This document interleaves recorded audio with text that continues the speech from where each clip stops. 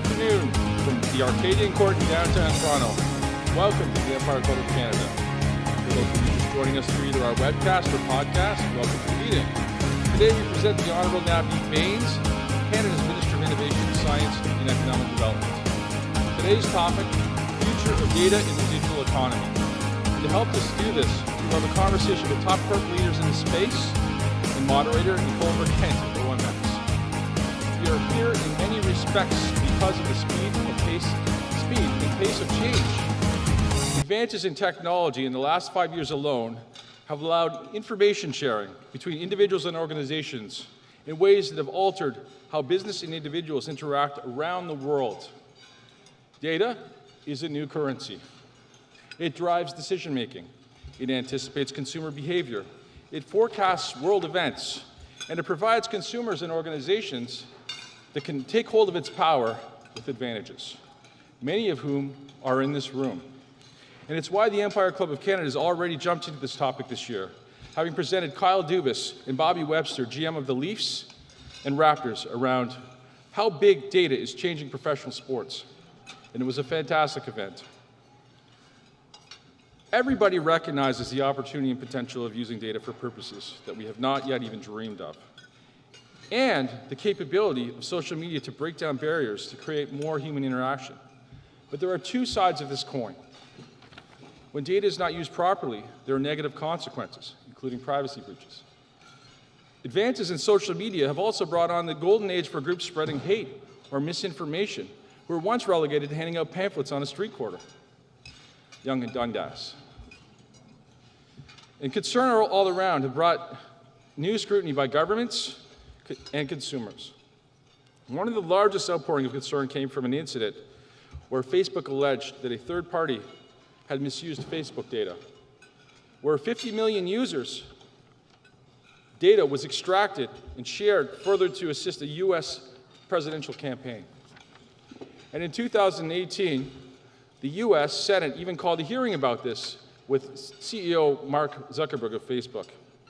And the hearing focused on the practice of third-party data use and distribution, the role of social media platforms in detecting threats of foreign intelligence, such as misinformation campaigns by foreign governments, and many other items that the Senate looked at.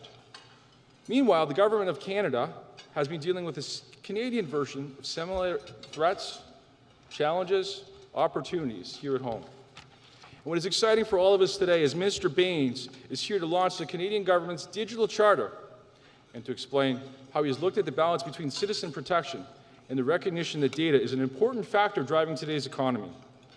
Huge opportunities for all of you, huge opportunity for Canada. Minister Bains, the Empire Club of Canada is honored to have you here at this momentous occasion. I know you've been busy in your portfolio. Since 2015, your government has created almost 1 million jobs, in part due to the many policies you have launched and developed. The Innovation and Skills Plan, the first industrial policy plan in Canada in a generation, creating superclusters, venture capital investments, and foreign direct investment. So let's get started. Today's guest is the Member of Parliament for Mississauga and a member of the Privy Council. Since he was first elected in 2004, he has served in various roles, including Parliamentary Secretary to Prime Minister Paul Martin and critic for Public Works and Government Services, and many other portfolios. Minister Bains is a former adjunct lecturer at the University of Waterloo. He is also a former visiting professor at Ryerson University's Ted Rogers School of Management. His private sector experience includes several years at the Ford Motor Company of Canada. Minister Bains has a Bachelor of Administrative Studies from York University and a Master of Business Administration from the University of Windsor. He holds a CMA designation. He is a long-time resident of Mississauga, where he lives with his wife and 2 children. Ladies and gentlemen, for his second appearance at the Empire Club of Canada, please welcome the Minister of Innovation, Science and Economic Development, the Honourable Navdeep Bains.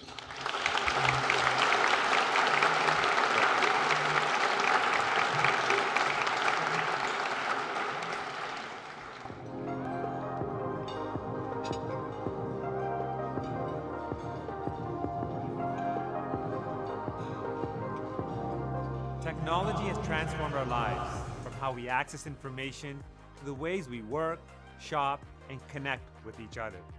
However, it also presents new challenges, specifically when it comes to protecting one of the most sensitive aspects of who we are in the modern world.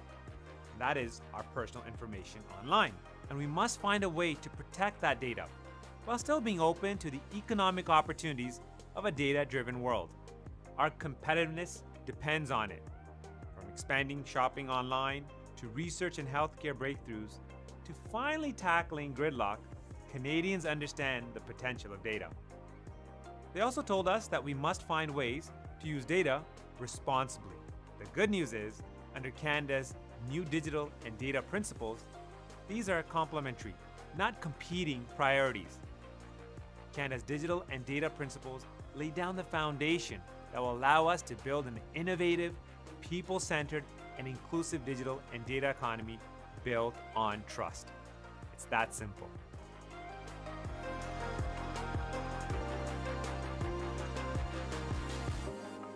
So that's my presentation, ladies and gentlemen. Thank you very much for coming out.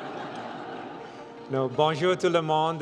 C'est un honneur et un privilège pour moi d'être ici aujourd'hui. Je voudrais remercier Kent Emerson et Empire Club pour votre invitation.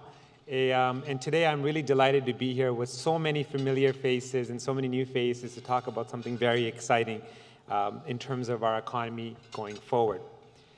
So by now, ladies and gentlemen, a number of you will have heard of this statistic before, and it's a very important statistic.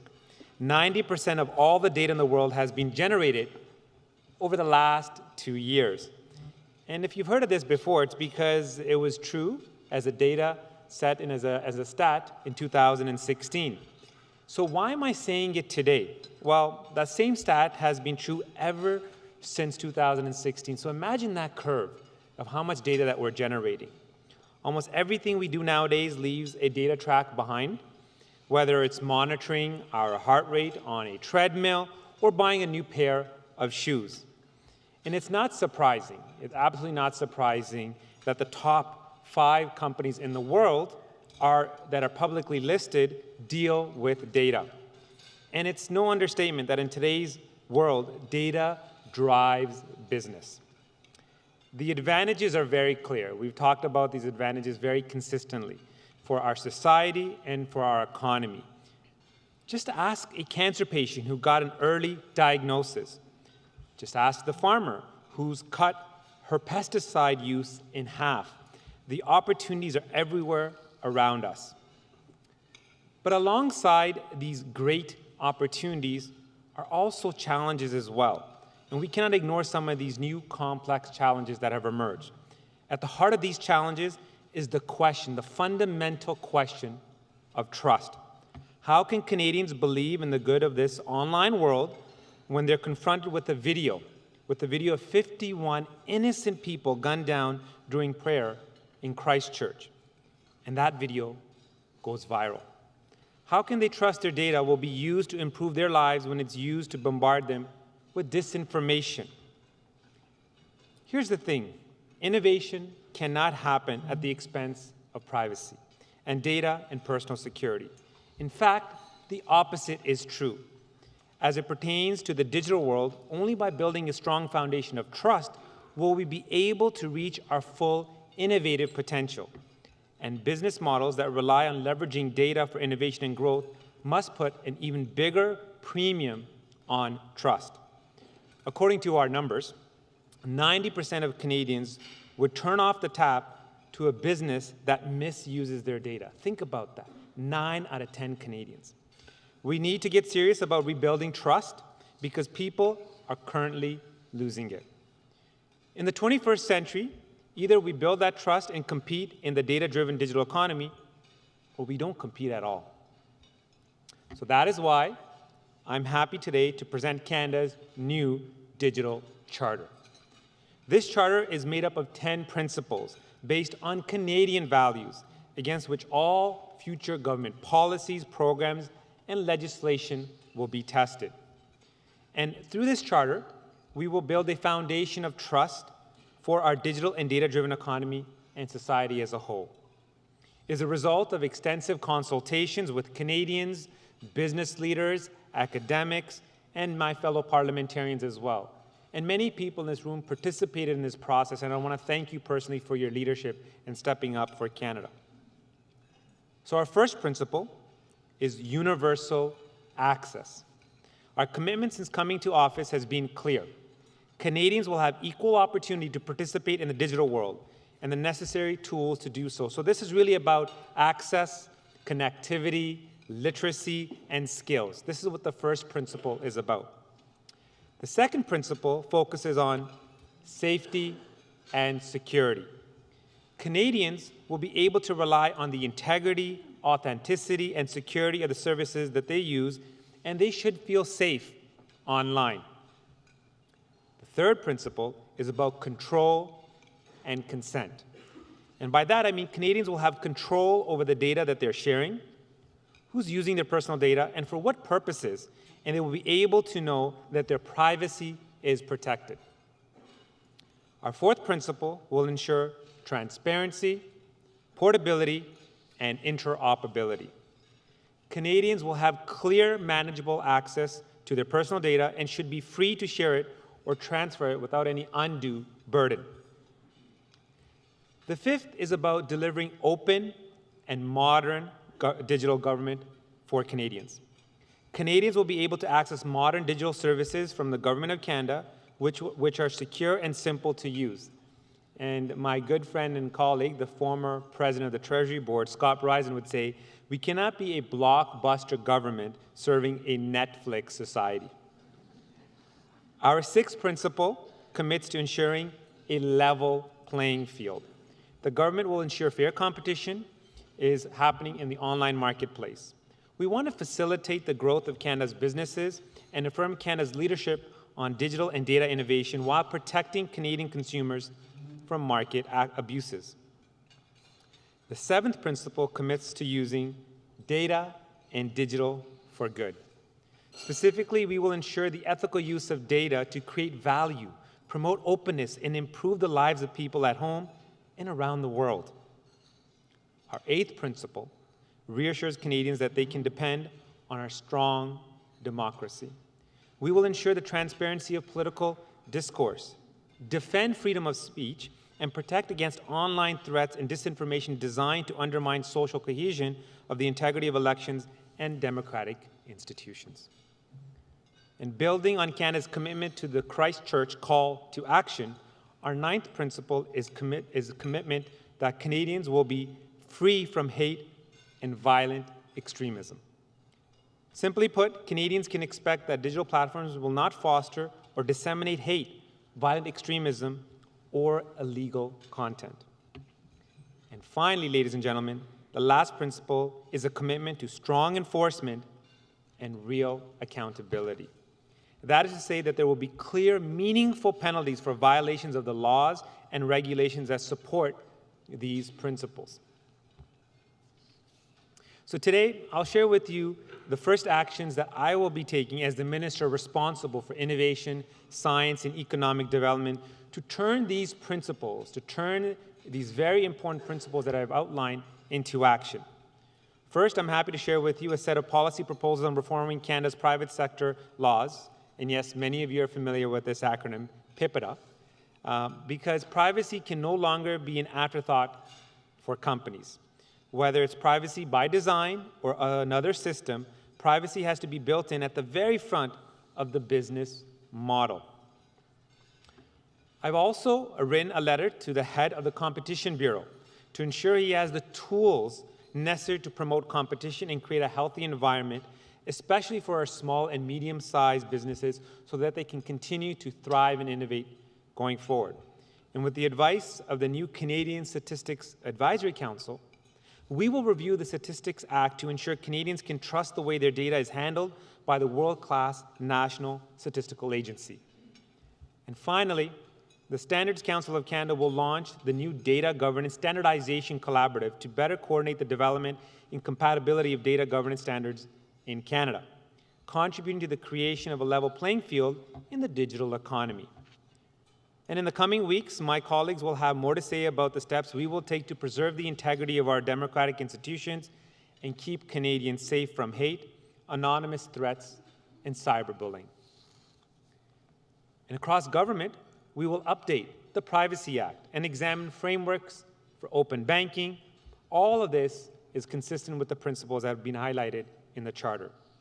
Together, we will lay out the steps necessary to enforce these principles and make sure all Canadians benefit from the enormous opportunities created by the digital and data-driven economy. Ladies and gentlemen, these innovations have already reshaped our lives. As the Prime Minister said last week, the pace of change has never been this fast in history. Yet, it will also never be this slow again. It's like all of you, our government is bullish on the great potential of our country and for this new digital age. With our Innovation and Skills Plan, we've hedged our bets on Canada's innovators. We recognize how critical it is to support them because they're the job creators and they are representative of a workforce that is the envy of the world. And with the Digital Charter, we now have the principles that will guide us. But governments can't do this alone. We need businesses. We must work together. We need to develop that partnership, that collaboration. That's the only way we'll succeed. That's the only way we'll build trust in our digital institutions you rely on to innovate, grow our economy, and create good quality middle-class jobs. So I look forward to making this happen with you, and we're very excited about the next chapter in implementing these principles going forward. Thank you very much. Merci beaucoup.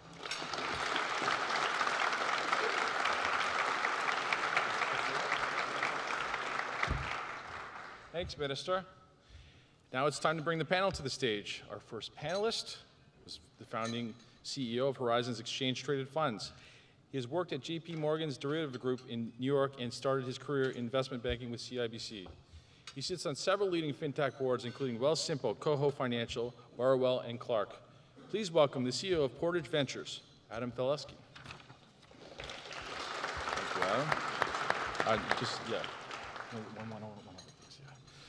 Our next panelist is the founder and CEO of SkirtsWrap, a Silicon Valley VC fund AI startup that swaps complex jargon into plain, easy-to-understand language, almost like a mortgage with a grade 6 reading level. She currently sits on the boards for both the Center for Plain Language and other boards. Ladies and gentlemen, please put your hands together for Melissa Kirjanakis. Our final panelist has the experience and responsibility for all Google's operation in Canada as the VP and Managing Director of Google Canada, where he was posted from 2013 to 2017. He joined Google in 2006 in Chicago and held a variety of executive-level roles in the U.S. before moving to Canada 5 years ago. He is a member of the Business Council of Canada and a director on several boards. His current role is at Palmerex. It's one of the largest weather, data, and multi-platform media companies around the world, operating Canada's National Emergency Alerting System, Alert Ready. Please welcome the President and CEO of Palmerex, Sam Sebastian. Thank you, Sam. Today's moderator is passionate about leveraging the talents of entrepreneurs and innovation. Named Canada's Women Entrepreneur of the Year by Startup Canada in 2017, she has had a knack for finding industry gaps and building innovative platforms and technology to fill them. Speaking to the importance of entrepreneurial and disruptive thinking, diversity in leadership, technology, and innovation. She empowers audiences to turn their ideas into success. In 2012, she founded and launched OMX, the only online platform of its kind that manages complex supply chains in the mining, energy, and infrastructure and aerospace sectors around the world. She also appears to be on 1 million boards in chambers and councils that I will not read to you all the list of. A frequent commentator in the media, she is technology columnist for Vanguard magazine and often appears on CBC, BNN, and News Talk 1010. She was previously a Dragon on CBC's Next Generation Den, which focused on early stage production. Please welcome commentator, Dragon, tech entrepreneur, and founder of OMX, Nicole Verkent. Thank you. Thank you. Good luck. Okay. Wow, it's great to be here. Thank you very much, Minister, for those comments. That was, I think, really helpful for everybody to understand this digital charter and understand just how wide-reaching and ambitious it is. And I know for me, over the weekend, I heard a little bit about it, but I didn't really have a full appreciation for how much there is there and the connection between the business community and how those two things are so closely connected. So if we've all agreed that the world is going to be changing quite rapidly, especially over the next 10, 15 years, what's the one thing that you'd like people to remember, say in 15 years, about this charter and how it's helped Canada in the tech community and the business community? So you're absolutely right. This is a very ambitious charter. It's very comprehensive and extremely broad. It really speaks to whole of government approach and so many different aspects to it that touch so many different ministers and portfolios in so many different aspects of our lives. I would say if we were to look 10, 15 years from now and look back at today and say what happened, it's really about laying that foundation for trust. Because if businesses are to succeed online, they need to have trust of their consumers. They need to have trust that people are comfortable going online and recognizing that their privacy, that their data is protected. And so this charter really says privacy is absolutely essential. People's ability to control their data, who has access to their data, understanding issues around consent, for example, or even talking about enforcement to make sure it's meaningful, that people actually respect our privacy laws. And so I would say the legacy is to make sure that Canadian businesses, this was a turning point where we are the go-to jurisdiction when it comes to trust, where businesses in Canada can continue to grow and thrive, and where other businesses want to come to Canada because of the laws that we have in place, because of this digital charter. There's now a framework and a set of policies and programs that provides predictability for businesses to continue to succeed. Predictability is a word I think a lot of businesses really like. So for me, I know that's really helpful, is understanding how can this digital charter be a competitive advantage for the tech community. I'll start here with you, Melissa, to explain how you see that connection. It's not just a regulatory framework. How do we see this as our competitive advantage? Absolutely. When we look at the opportunity that we're faced with right now in Canada, using the digital charter as a competitive advantage enables us to build responsible companies that can still grow and still be very valuable. For example, in our company, we use data that doesn't have personal information attached, and we allow our users to strip away and decide what is not saved in our databases. And we make that very clear and very upfront at the point of use. It's part of your marketing almost. Compared to the labyrinth of other settings, when you talk about consent and control, all of the other large tech companies that are not Canadian have these labyrinths of settings you have to mine through to try and find where you can actually have control over your data. And then when you make those changes, unfortunately what we find out is actually it didn't make the change. And you have to go somewhere else and change another setting altogether. So it provides us an opportunity to still collect the data we need to make valuable companies and to put users in the front seat of that and making it just so clear and easy to understand. Yeah, absolutely. And just before we got up here, I heard an example that I think you provided about how how the data can be spun as something really positive for users. They have control. If they're able to download data, for instance, they can use that. If you could just elaborate on that. A great example would be wearables. Right. Imagine a world where we could download our wearable data, give it to a broker or a third party who could auction our life insurance and offer better premiums for those. They show how often you really run or not. Might be bad for some of us. Or another example would be, cars are now are telematic machines. And if we were able to download our data from our driving, we could have a third party auction our auto insurance because we're better drivers. So I think distribution curves of risk are going to be more segmented and personalized by accessing your own data for good. And I think it's a roadmap for good business, frankly. I think it strikes a good balance between innovation and the need to continue to build out functionality and new product development that leverages data, but at the same time, balances safety and trust and openness and accountability with users. And if anything, we operate a global business. We're the third largest weather player in the world. And when I'm outside of Canada, it's an asset that we're a Canadian firm because folks across the world trust Canada as a trusted country. That's a competitive differentiation we have right now. This charter allows us to continue that competitive advantage because we'll be out in front of kind of the next evolution of change, which is digital and data. Maybe I could just add, I think what's great about this charter as well is, one of the challenges we do have is our regulatory framework in Canada. We've got provincial versus federal. We've got jurisdictional bodies from OSFI to others, Competition Bureau. And I think laying a charter provides a framework for everyone as they think about their own roadmap, if you're a regulator, a policymaker, a corporate, or an innovator, to think about where we're going. And we can start planning today and hopefully versus it waiting. simplifies it as opposed to adding to it. Exactly. So that's a great point. Maybe, Minister, if you could address that. How does this charter, does this give Canadian innovators and Canadian SMEs an advantage, or will we be disadvantaged in working against sort of the large companies globally? I know Melissa alluded to that. No, it clearly provides benefits to smaller and medium-sized businesses in Canada because of that predictability. I think that's very important. One of the aspects that I mentioned was obviously changes to our privacy legislation, and I talked about significant enforcement mechanisms around serious and meaningful fines, talked about consent and having plain language and not those long, complicated user agreements, or talked about data control in terms of mobility and portability. But the other area that we also put forward in our plan is sending a letter to the Competition Bureau to say there's data monopolies that are being generated. Are there barriers to entries for smaller and medium-sized businesses? And to rethink our competition law in that context as well.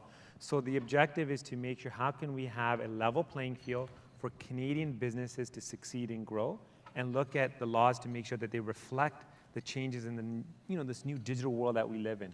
And all of this fundamentally is about trust. We want individuals to feel empowered and that they have trust and confidence online, but we also want businesses to have that predictability. And then Canada to be that go-to place. This is the place where if you want a seal of approval when it comes to trust and in terms of your ability to succeed, you want Canada to be that jurisdiction. So I think this framework, as articulated by some of the other panel members, the principles really provide that guidance to individuals, and so they understand their rights and responsibilities, and to businesses as well. But guidance for all foreign corporations operating in Canada. Absolutely, yeah. So this applies, and the idea is if you do not follow Canadian privacy law, there's going to be significant fines. Right, that's the key part. Right? That's right. So Otherwise, you got to follow the laws of this country. You have to make sure that you adhere to the privacy principles and the legislation that we have, PIPRA, as I alluded to in my remarks, and the changes that we're proposing. And if you don't, and when I say significant fines, I'm talking about a percentage of revenue. I'm talking about really limiting your ability to collect data or collect revenue through ads, like serious, significant, meaningful fines as a consequence for not really protecting privacy. Because if you don't follow privacy and the laws that we have in place, that it undermines a trust issue that we're trying to rebuild. And it's just so difficult, I imagine, to be able to figure that out, because it feels like all these tech companies are operating in this whirly, I know you've got a comment too, this universe where it's just hard to track. Well, and they're incented by the data. That's what their business right. models are made on. So I think there's two really unique opportunities here, and that's why I love the strong enforcement and real accountability components of this charter. And I'm so glad that you spoke to them more recently. But the piece really is that with the actual accountability, we have an opportunity to change things. So just like how GDPR created a ripple effect that we saw, and everyone's inboxes were flooded about a year ago, but that was for all organizations, and they applied it across all of their documents. But what happened was it still takes, I believe, 72 days to read Instagram's terms of service and privacy policy. Still, I guess no one here has read it. So I'm excited about the opportunity to cause this ripple effect and to change business models and no longer make the user be what you're selling and no longer make our personal data be the monetization strategy of these organizations. There are other ways that we can monetize and build big businesses with different business models that I think that this charter will catalyze. Yeah, absolutely. And I mean, I used to always say data is like bacon. It's the next thing. And you're investing in tech companies, you want to understand their data strategy. So I don't even like bacon, so I don't know why I said that. But it's relatable. I'm vegetarian, so I can relate. So am I. But if the future economy is so data-driven, this could be a big advantage for Canadian industry. So any final comments then before I know that Minister's on a very tight schedule? I mean, I would just add that, in the globalization of our economies, that large incumbents increasingly have to focus on high-value customers, and it's creating an underbanked in the banking world, the underserved in the small business world. And through data and the power of technology, we can increasingly give access to those that are underserved today, and I think it's a huge opportunity. Yeah, absolutely. Yeah, the last thing I'll add is trust with the user and the consumer was critical for business even before we have digital. Right. So it's still just core infrastructure. It's a value. It's a basic of building a good business. And I think if businesses continue to maintain that as a critical success factor, as everything moves over to digital and data becomes that much more important, you just have to apply that to the digital world as well. The charter helps do this, and I think if you're a good business player and you're a good actor, and you keep the user first in mind, I think it will help support that, especially here in this country where I think we can continue to innovate and differentiate. Absolutely. And just very quickly on that point, it really is a principles-based approach. So we're not trying to be too prescriptive here to cause any unintended consequences, Right. because we want to protect privacy. We want to protect individuals. We want to make sure people have confidence when they're navigating this digital world, and it's nothing new. Previous business models, I use the banks as examples, they're built on trust, that you can deposit your money, withdraw your money, et cetera, and that they'll be around. But it's designed to make sure that we also foster an environment for businesses to grow, because the opportunities are enormous. We've generated, as I said in my remarks, 90% of the total data that we've seen in the last 2 years. We're only using a fraction of that, 0.5% of that. And we're only going to see that increase so much That's with right. Internet of Things and all this other data. That's right. Well, there's going to be 10 connected devices per person in the next 4 years. So you can imagine all the data that's going to generate. And we want to make sure it's in a usable format. That's why Canada's going to also play a leadership role when it comes to developing standards to the Standards Council and this collaborative that we're putting forward to enable businesses to be able to understand how the data can be used and collected as well. So it's really exciting, the opportunities to protect individual privacy, but also to see Canadian businesses now play a leadership role in developing standards and innovating and growing. Yeah, and I think it says so much that you've invited the business community up here to discuss it. So thank you so much for your message today, and thank you to everyone for joining us here on the panel. I think Kent is going to wrap it up. Can we get off? Or? I think so, yeah. Thanks, everyone. I'm pleased to welcome, and I know, Minister, you have to sneak out, and if you are sneaking out, I think no one will even notice. So I know you have a busy schedule today. I'm pleased to welcome Pat Dalzell from Bruce Power to the podium to thank the speaker today. Thank you. Thanks, Kent. I'll keep this brief. Minister, thank you very much for joining us today. I'd also obviously like to thank the panel. Such an interesting conversation. Obviously, these principles are really going to set the baseline for Canada to grow and develop our economy through innovation. So I'm with Bruce Power. We're very happy to sponsor these kinds of conversations and events. Bruce Power, just as a bit of background, is the largest nuclear operating facility in the world, located on the shores of Lake Huron. And we produce about a third of Ontario's electricity, about 30% below the average cost to produce residential power. That's a mouthful. The reason we like to be part of these conversations is that we really truly believe that innovation is what drives our economy. And these conversations and setting up these principles, these guiding principles, are what really allow us and the rest of the business community to innovate and grow the economy. It's allowed us to phase off of coal in Ontario. It's allowed us to innovate, find new efficiencies in our reactors so that we can extend the life of our facility out to 2064, producing emissions-free power for the next 5 decades. It's also, our next big step is producing medical isotopes, something that's never been done in a power reactor before, but will soon be done right here in Ontario. So really just like to thank the Empire Club, thank the sponsors, thank the Minister, and thank the rest of the panel today for coming out and continuing this conversation. It's very important to all of us. And I'd just like to offer one more round of applause to the panel.